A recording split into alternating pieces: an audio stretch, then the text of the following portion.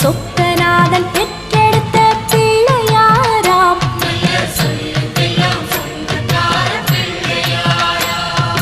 கைலாய மலைய விட்டு தெற்கே வந்தாராம். இந்த பிள்ளையாரு பட்டி கண்டு இருந்து விட்டாராம்.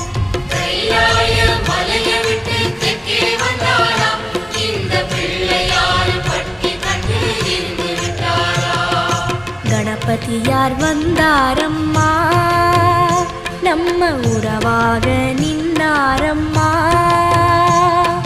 கணபதியார் வந்தாரம்மா, நம்ம உறவாக நின்னாரம்மா.